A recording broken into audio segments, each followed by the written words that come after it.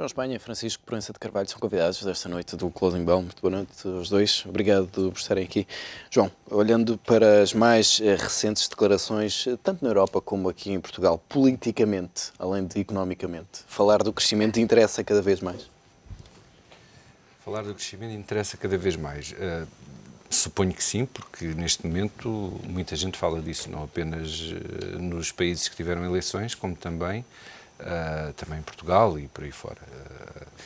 Agora, resta saber de que crescimento é que estamos a falar e em que moldes é que esse crescimento se pode processar. A verdade é que a austeridade, só por austeridade, como já falámos aqui várias vezes, a única coisa que poderia permitir, ao fim de algum tempo, era ficarmos todos esqueléticos, se não mortos. E, portanto, mais tarde ou mais cedo, teria que haver, não direi uma inversão, mas um capítulo a partir do qual tivéssemos que fazer alguma coisa no sentido de relançar a economia. Mas estamos a falar de realidades distintas. Por um lado, estamos a falar de países que estão intervencionados e de países que não estão intervencionados.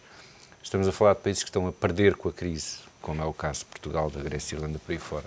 E de países que, quer se queira, quer não, estão a ganhar com a crise.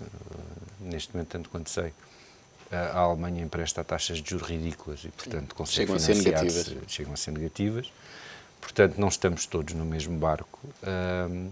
E falar em crescimento pode querer significar uma de duas coisas. Pode querer significar um crescimento virtuoso, ou seja, intervenções pontuais na economia por forma a que se possam relançar determinados setores ou se possam fazer alguns projetos relativamente estruturantes. Agora, se caímos outra vez na vertigem de atirar dinheiro para cima dos problemas, no sentido de criar, como se fazia no passado, ou como se caía na tentação, grandes obras públicas, porque as obras públicas são de trabalho intensivo e isso injeta dinheiro na economia, etc, etc. Bom, isso é uma receita que tem sido utilizada, pelo menos em Portugal, com alguma frequência e nos últimos 10 anos deu crescimento nulo. E nos últimos tempos tem havido muito ruído em relação ao que pode significar agora o falar de crescimento. Já se começa a pensar em abandonar a austeridade e voltar a essas receitas mais antigas. Primeiro, não se pode abandonar a austeridade. No que diz respeito aos países que estão intervencionados, há acordos para cumprir. E aquilo que o senhor daquele partido com um nome esquisito na Grécia diz é preocupante na medida em que os contratos são para cumprir e, no caso do incumprimento por parte da Grécia, seria um descalabro europeu e, portanto, esse senhor terá que ter, mais tarde ou mais cedo, terá que ser chamado à realidade. No que diz respeito enfim, vamos lá ver, o grande problema das economias intervencionadas a partir de determinado momento foi que não se conseguiam financiar.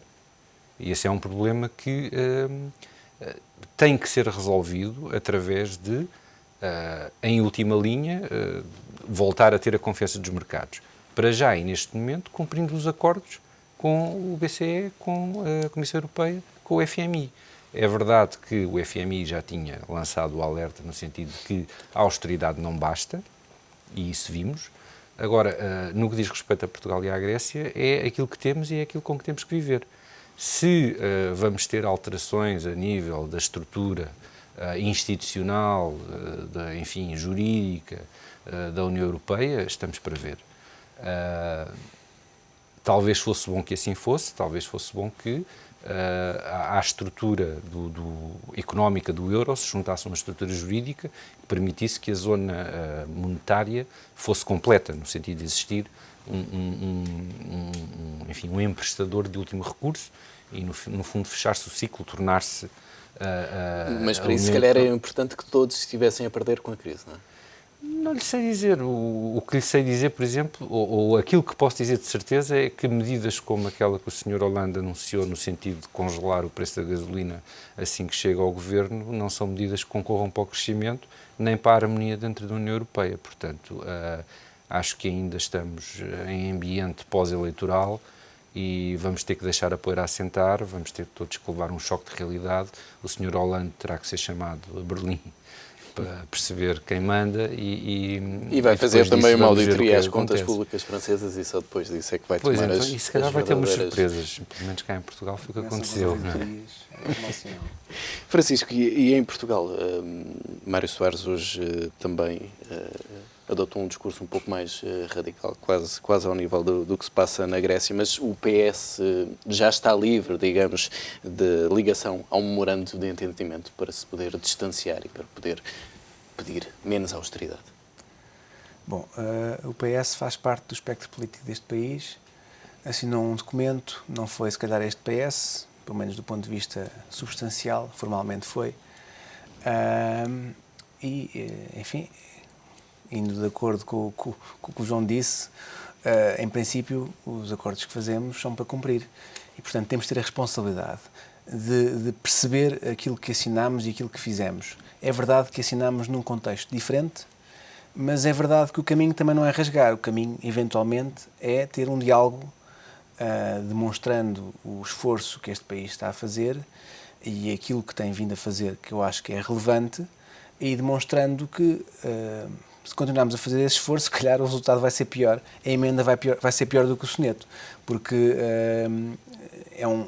a austeridade e considerando aquilo que se tem vindo a passar também na envolvência económica da Europa ao longo destes tempos e que se pode vir a passar, poderemos morrer da cura, muitas vezes daquilo que supostamente seria a cura. Portanto, há que ter aqui esse diálogo constante e perceber que um contrato que uma pessoa assina num determinado ano, se o contexto se altera substancialmente e se começamos a ver que aquele contrato não está a correr bem, não vamos, por exemplo, poder cumprir com os objetivos ou poder pagar aquilo que devemos, o que um credor normal faz é tentar renegociá-lo de modo a adequá-lo à realidade. Portanto, é preciso perceber que Mário Soares tem um estatuto nesta democracia que provavelmente mais ninguém tem hoje em dia.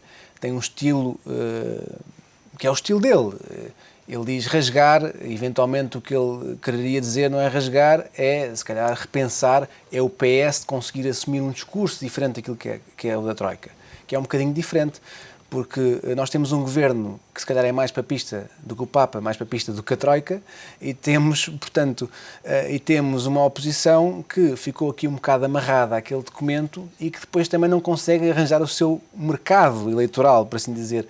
Onde é que se posiciona? Há aqui um PS que está órfão de um líder que vem de um grande desgaste e, portanto, é natural que durante um determinado período não se saiba bem onde se situar. Agora, mas tendo em conta o resultado das eleições em França e também na Grécia, haverá aqui uma tentação para bater cada vez mais nesta tónica de o que é preciso é crescimento e menos austeridade. Mas as nossas eleições foram há menos de um ano, desde logo, não parece, mas foram. E eu concordo que nós devemos começar a repensar no discurso europeu, se bem que nem a austeridade quer dizer que não se possa pensar no crescimento económico, nem pensar no crescimento económico quer dizer que isto, com um decreto, de repente vamos crescer todos e vai ficar tudo bem se não tivermos feito nada. O problema da Europa e o problema do discurso é que tem sido de ondas. Vem a onda da Sra. Merkel que diz que durante não sei quanto tempo isto era austeridade, que eles têm que pagar pelos seus erros, quase, que é uma onda quase punitiva.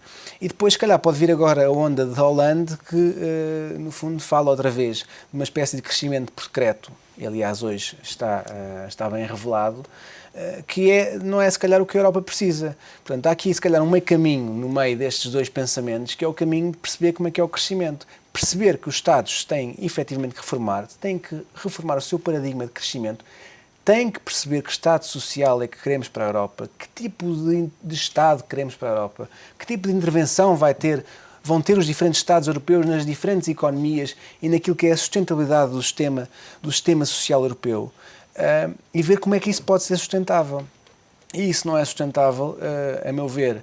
A Europa vai se desagregar se continuamos com um caminho, ou com uma visão puramente que tem sido aparentemente da Sra. Merkel, que é uma visão punitiva, que é uma visão de que estes senhores agora vão, nós estamos a emprestar dinheiro, nós somos o motor da Europa, nós somos os disciplinados, somos os alemães. Estes senhores agora são os indisciplinados do sul da Europa e vão pagar até que nós possamos eventualmente repensar aquilo que possa ser a Europa. Isso é uma visão que, ao princípio, até poderia fazer algum sentido, no sentido de nos meter na ordem, que também precisávamos meter na ordem.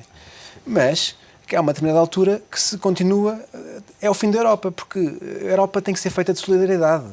É esse o projeto europeu. Nós não podemos ter países a crescer a 3,5% e países em recessão de 3%. Nós estamos aqui todos muito próximos, vivemos todos uns dos outros. A Alemanha também vive do consumidor português. Nós vivemos dos alemães porque eles nos emprestam dinheiro. O projeto europeu é um projeto, acima de tudo, de solidariedade.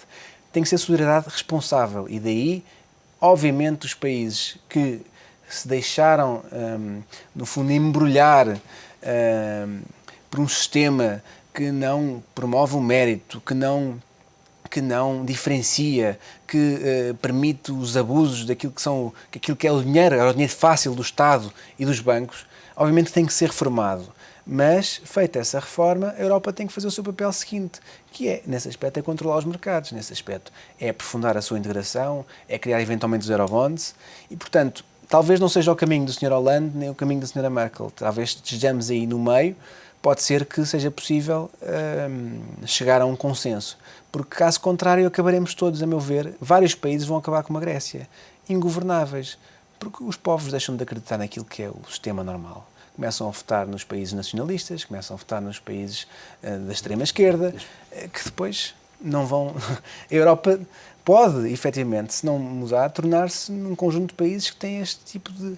E cada um a pensar por si. Sim, em vez e de isso torna-se tudo procurar uma ingovernável, solução portanto. conjunta. Exatamente, sem dúvida. João, e no caso português, é possível termos também aqui um consenso entre PSD e PS para estas medidas de crescimento, numa altura em que temos, de facto, o PSD muito ligado ao que está assinado e o PS a tentar distanciar-se deste? Não será fácil, porque provavelmente, na perspectiva do PS, medidas de crescimento é fazer grandes projetos. E espero eu que, na perspectiva do Governo e dos partidos que o apoiam, as medidas de crescimento devem ser desburocratizar, reduzir a carga fiscal, reduzir, enfim, tudo aquilo que são os custos de contexto, no sentido de permitir que a economia se relance, porque eu também, enfim, às vezes faz-me alguma confusão ouvir falar muito do empreendedorismo e que vamos todos fazer coisas... Quer dizer, o empreendedorismo não se aprende na escola, não é uma coisa que se possa ter lições, ou se é ou não se é. Fomenta-se. Pode-se Há sistemas que fomentam o empreendedorismo. Portugal não fomenta, efetivamente, porque coloca muitos obstáculos a quem quer que seja que queira fazer alguma coisa e, portanto, pode-se fomentar, mas não se pode ensinar. Agora, está muito associado à cultura dos povos. Está muito associado à cultura. Todo este carnaval que se fez à volta da eleição do Sr. Hollande e ver alguns socialistas até, enfim, respeitáveis, como o Dr. Francisco Assis, etc., ele, no fundo, indicarem o Sr. Hollande como quase um salvador da Europa ou de um determinado modelo europeu, dá, assim, um certo... O Sr. Hollande é um político cinzento, que fez carreira dentro do partido, nunca se notabilizou por ter uma ideia, enfim, muito original, fosse o que fosse.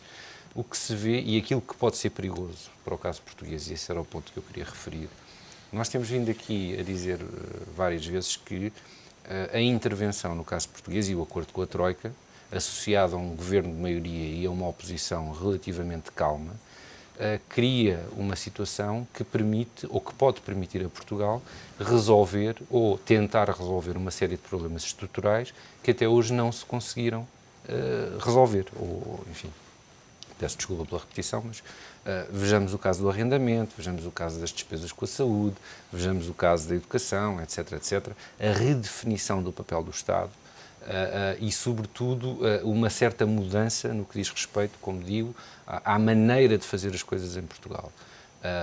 Havia e há, neste momento, o respaldo do acordo com a Troika, há um certo sentimento de inevitabilidade que pode permitir, de facto, ao Governo dar a volta a uma série de dossiês, de questões, que há anos que deviam estar resolvidos e que, por uma razão ou outra, nunca se resolvem. E a razão ou outra pela qual não se resolvem é porque, de facto, há muitos interesses instalados que não querem que as coisas se resolvam. O perigo, neste momento, é Hollande ganhou, a Europa mudou, isto vai voltar ao mesmo. Não pode voltar ao mesmo. Não se avançam. Porque se voltamos ao mesmo, voltamos a 2000. Voltamos a 2000, isto não saiu do sítio. Então a austeridade não serviu para nada, então andámos todos a passar fome, salvo seja, porque... Para quê? Não pode ser, quer dizer, há aqui a eleição do Sr. Hollande, em primeiro lugar, tem que ser analisada do ponto de vista nacional.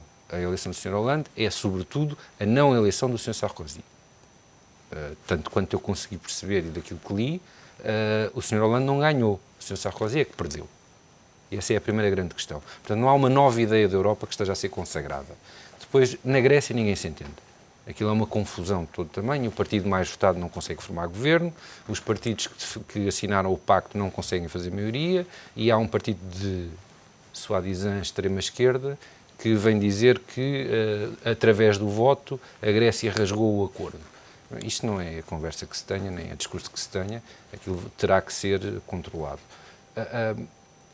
Voltar às receitas de esquerda, boas ou más, não vou discutir, mas voltar àquilo que nós tínhamos antes de assinar o pacto, seria mais do mesmo. Portanto, provavelmente o que aconteceria era que os tais dossiês que têm que ser resolvidos, como o arrendamento, a saúde, a educação, etc., etc., ficaria tudo como antes, quartel-general em Abrantes. O que é que isso nos daria? Eventualmente um certo balão de oxigénio, algum crescimento do emprego no curto prazo, mas a médio prazo aquilo que é inevitável, voltávamos ao mesmo, crescimento quase zero, saldo da segurança social a ir embora, enfim. E há pouco o Francisco já falou aqui de algumas das consequências destas eleições, nomeadamente os resultados de alguns partidos dos extremos, tanto em França como na Grécia. Nesta altura a Europa não está a dar grande importância a isto. Estamos a considerar tudo isto como apenas o voto de descontentamento, mas há aqui um perigo real de se cair nos extremos na Europa. Esse perigo existe sempre que há uma crise, diria. E esta crise é profunda e é grave e dura já há muito tempo. E há uma sensação que eu diria que é transeuropeia, embora assista a isto aqui deste cantinho à beira-mar plantado, de que esta crise é culpa dos ricos e os únicos que se safam são os ricos. E os pobres é que estão a pagar a crise. Há um certo fundo de verdade nisto, quer dizer, e até a própria maneira como se conseguiu encontrar o último balão de oxigênio para a economia europeia, que foi através do empréstimo a taxas ridículas por parte do BCE aos bancos que, por sua vez, compram títulos de dívida pública e acabam por encaixar uma belíssima margem de juro, não é de facto uma solução muito desejável. Quando as crises económicas são severas, o populismo emerge, os extremismos emergem, em 1933, a Alemanha, a República de Weimar, tudo isso está estudado, o que aconteceu na Itália, por aí fora.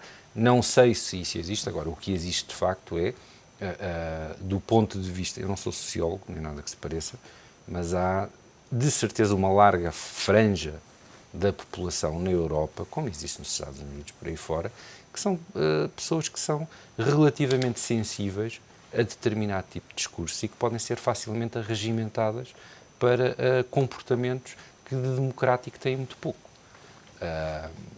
E, de facto, ou tentando contextualizar as coisas, a democracia é uma coisa, como dizia o Sr. Churchill, é o pior de todos os sistemas, à exceção dos outros todos. É muito difícil de conquistar. Mas vivemos hoje em dia num momento histórico em que a democracia é um dado adquirido há quase 60 anos na Europa, em Portugal há 38, 40 anos. Há muita gente que vive em democracia hoje em dia que não sabe o que não é viver em democracia. A democracia é um dado adquirido. Não parece ser algo que tenha que ser cultivado, que tenha que ser apaparicado, que tenha que ser todos os dias, de alguma sorte, construído. A democracia deve ser uma construção diária, não pode deixar de o ser. A partir do momento em que se perde isso do horizonte, em que se perde isso como objetivo, os riscos estão aí. A tendência natural das pessoas, pelo menos em Portugal, e daquilo que eu vou vendo, é a busca do homem providencial. Nós somos um Estado, ou um país, que há muitos anos, há centenas de anos, vive encostado ao Estado, em que os negócios se fazem com o beneplácito do Estado, em que estamos sempre à espera do homem providencial, do Dom Sebastião que vai sair do nevoeiro e nos vai salvar a todos. Daí que não haja essa cultura do empreendedor. Daí que não haja cultura de empreendedorismo, etc. E daí, e voltando agora ao princípio das coisas, era importante que personalidades como o Dr. Mário Soares tivessem tempo na língua e tivessem alguma calma naquilo que estão a dizer. O Sr. Hollande não é o salvador da pátria. duvido que seja da pátria francesa, mas sobretudo não é de certeza o salvador da pátria portuguesa. E, como digo, o acordo com a Troika e o cenário político português deu-nos uma oportunidade que não devemos desperdiçar. Se a desperdiçarmos, será de facto lamentável e não somos só nós que vamos pagar. Vamos nós, os nossos filhos, os nossos netos, etc. Francisco, mas olhando mesmo para os números da economia portuguesa, com um desemprego acima dos 15%, com estes dados que mostram que desde o início do ano 28 mil famílias entraram numa situação de incumprimento, pode haver também aqui a tendência do próprio Governo de deixar de ser tão mais papista que o Papa e tentar aliviar aqui um pouco esta carga? Nós estamos muito diminuídos na nossa autonomia governamental e democrática e, portanto, eu não tenho visto da parte do Governo qualquer perspectiva no sentido de diminuir, nomeadamente se não estiver perfeitamente ciente que isso vai ser compreensível ao nível de quem nos está a pagar o dia-a-dia, não é o dia-a-dia, mas quem nos está a sustentar neste momento, porque a verdade é essa. E, portanto, tudo tem que ser muito bem medido. Eu acho, sinceramente, eu não consigo, mas há uma coisa que eu não consigo conceber e acho que nenhum governante pode cair nesse erro, sob pena das pessoas, de facto, não perceberem para que é que votam. E a política também é a capacidade de nós conseguirmos construir uma outra realidade, não é? E nós temos que acreditar que os políticos, quando estão a fazer alguma coisa, têm a convicção de que vão conseguir fazer alguma coisa melhor pelos seus povos. Se as pessoas não acreditam nisso, e se o discurso que lhes é transmitido é precisamente esse de que, bom, habituem-se, porque vai ser assim, de facto as pessoas começam a questionar a democracia, não questionam as liberdades. Eu acho que nós dois gostamos de ser livres e dizer o que pensamos, mas questionamos a utilidade do nosso voto, e depois vem o voto de protesto, vem o voto nas forças que normalmente são irresponsáveis e que, portanto, dizem aquilo que as pessoas querem ouvir e que não interessa nada. Portanto, tem que haver aqui algum cuidado no discurso político. Mas este discurso político em Portugal, eu fico muito chocado quando nos vão dizendo que estamos no bom caminho. E eu não estou desempregado, felizmente sou um privilegiado, mas é complicado explicarmos às pessoas que estamos no bom caminho quando as pessoas o que veem são os dados estatísticos. Primeiro, grande parte das pessoas sente. Em segundo lugar, e isso hoje em dia sente-se em Portugal isso. Em segundo lugar, as pessoas também depois veem nos dados estatísticos isto correr bem, quer dizer, a receita fiscal não está a correr bem. O desemprego não está a correr nada bem e está acima daquilo que previam. Eu acho que não está acima do que previam porque era óbvio. Mas pronto, daquilo que dizem que previam. E depois virem dizer às pessoas que estamos no bom caminho, é complicado entender isso. Portanto, eu acho que este governo tem uma maioria razoavelmente estável para poder fazer reformas.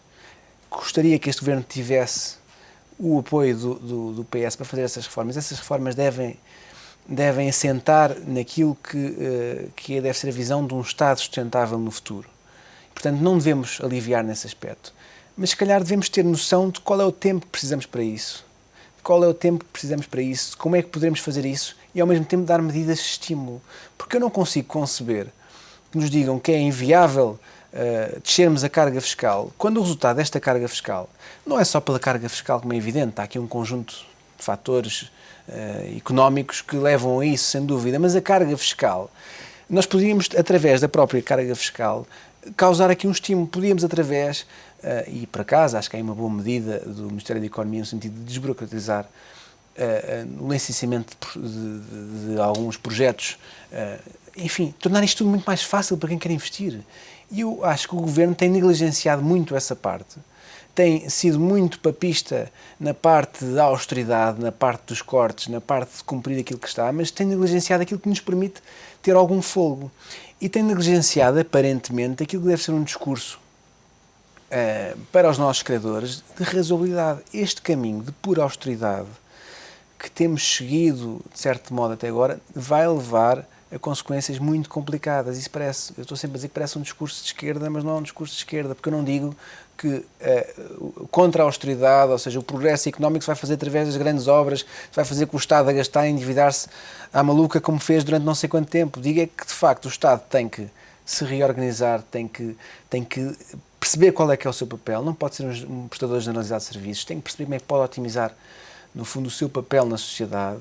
E feita essa organização, temos que convencer os nossos credores que precisamos, que estamos a fazer esse trabalho e que precisamos de algum tempo, precisamos que nos permitam que nós possamos, se calhar, reduzir um pouco os impostos aqui e ali, ter esses estímulos.